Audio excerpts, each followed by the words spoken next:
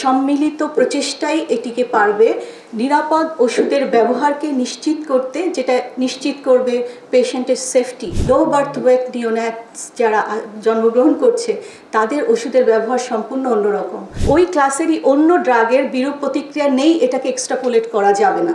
Mobile app friendly বা সহজে ব্যবহারযোগ্য এডিআর ফর্ম সবার কাছে আমরা প্রচার করতে পারি। অ্যাওয়ারনেস ট্রেনিং বা ইম্পর্টেন্স অফ ফার্মাকোভিজিলেন্সটা বোঝানো এটা খুবই গুরুত্বপূর্ণ, যে মেডিকেল, নার্সিং এবং ফার্মেসি সব কারিকুলামে ফার্মাকোভিজিলেন্সকে অত্যাবশ্যকীয় একটা সাবজেক্ট হিসাবে ইনক্লুড করা।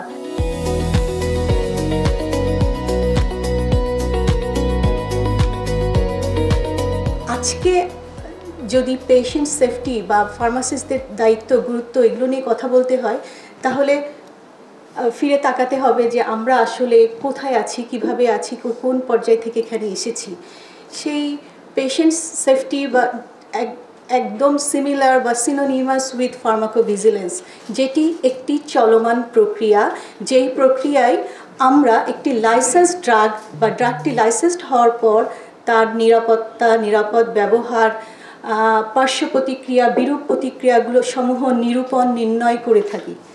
এবং এই প্রেক্ষিতেই সারা বিশ্বে ফার্মাকোভিজিলেন্সের গাইডলাইন আছে, এবং তারই প্রেক্ষিতে বাংলাদেশেও আমাদের ডিজিডিএতে 2011 সাল থেকে গাইডলাইন তৈরি করা হয়েছে। বিভিন্ন ADR form, adverse drug reaction form আছে যেটাকে রিপোর্ট করা, কিন্তু বাস্তব চিত্রটি আসলে একটু অন্যরকম। ফার্মাকোভিজিলেন্স এনশিওর করা একার পক্ষে সম্ভব নয়, সবার সম্মিলিত প্রচেষ্টাই এটিকে পারবে নিরাপদ ওষুধের ব্যবহারকে নিশ্চিত করতে, যেটা নিশ্চিত করবে পেশেন্টের সেফটি বা নিরাপত্তা এবং কোয়ালিটি অফ লাইফ। তো সেই হিসাবে যদি দেখা যায়, তাহলে ফার্মাসিস্টদের ভূমিকা ডাক্তারদের পাশাপাশি অত্যন্ত গুরুত্বপূর্ণ।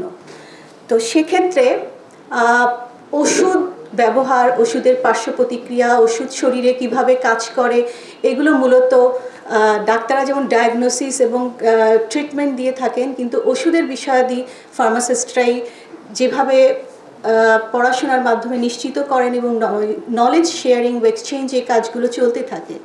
এই যে ফার্মাকোভিজিলেন্স বা সেফটি বা নিরাপত্তাকে নিশ্চিত করার জন্যে আমরা কি করতে পারি?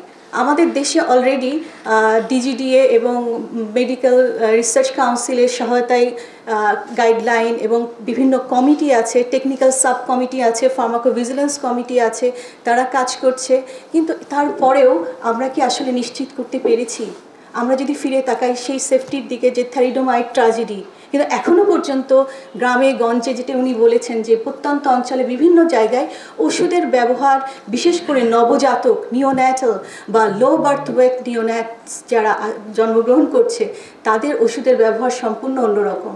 তো সেক্ষেত্রে যে ধরনের এক একটি ওষুধ এক একভাবে এক একজনের কাছে কাজ করে, এবং এফডিএর কিন্তু দেওয়া আছে গাইডলাইন, ড্রাগের classification A B C D, কিন্তু ড্রাগ প্রত্যেকটি আলাদা। এবং যেহেতু ক্লিনিক্যাল ট্রায়ালে আমরা গর্ভবতী মা এবং একদম নিওন্যাটসদের সাধারণত অন্তর্ভুক্ত করা হয় না, এই ডেটাগুলো ওখানে মিসিং থাকে।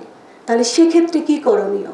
সেক্ষেত্রে আমরা ডক্টর ফার্মাসিস্ট একটা কোলাবোরেটিভ অ্যাপ্রোচ, যেখানে আমরা নির্ভর করে থাকি ওই ওষুধগুলোর মিসিং ডেটাটা যদি প্রয়োজন হয় নবজাতকের লাইফ সেভিং হিসাবে ব্যবহার করার জন্য, তাহলে আমরা কিভাবে ব্যবহার করব।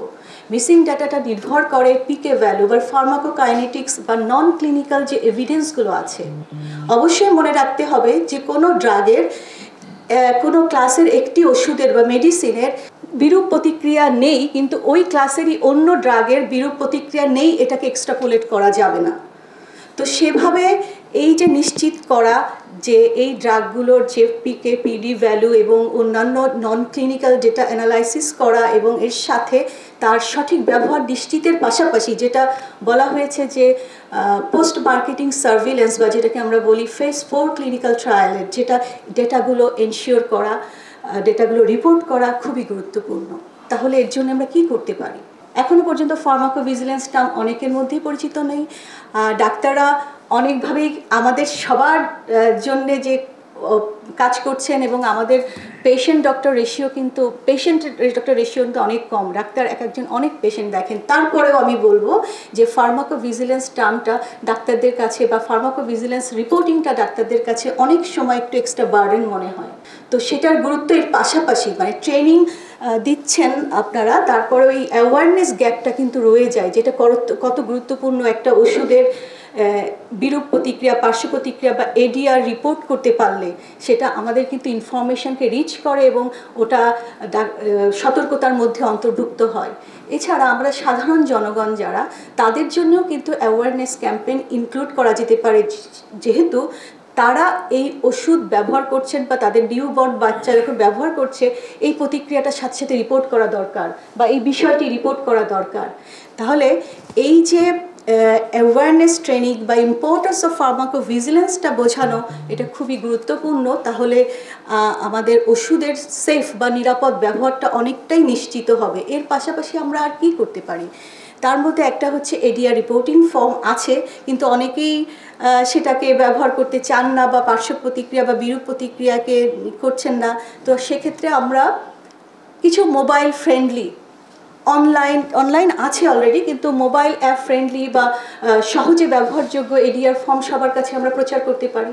যারা ব্যবহার করছেন ওষুধ তারা যেন সাথে সাথে রিপোর্ট করতে পারেন যে এই ধরনের রিপোর্টগুলো হচ্ছে। এছাড়া গ্লোবাল স্ট্যান্ডার্ডের সাথে আমাদের যেটা করা হয়েছে অলরেডি, যে WHO ফার্মাকোভিজিলেন্সের গাইডলাইন্স আছে, যেটা প্রত্যেকটা দেশ, বাংলাদেশ করেছে, আমাদের বাংলাদেশের সামাজিক অর্থনৈতিক প্রেক্ষাপটে একটু মডিফিকেশন সাপেক্ষে গাইডলাইন আছে। এর বাইরে আমরা করতে পারি যে আমাদের মতো যে সমস্ত দেশ আছে তাদের ফার্মাকোভিজিলেন্স কীভাবে কাজ করছে বা সেগুলো নিয়েও আমরা একটা কম্প্যারিজন করতে পারি, অ্যানালাইসিস করতে পারি এবং কোথায় গ্যাপটা রয়ে গেছে সেই গ্যাপটা দেখা। আর যেটা আমি মনে করি যে মেডিকেল, নার্সিং এবং ফার্মেসি সব কারিকুলামে ফার্মাকোভিজিলেন্সকে অত্যাবশ্যকীয় একটা সাবজেক্ট হিসাবে ইনক্লুড করা কারিকুলামে।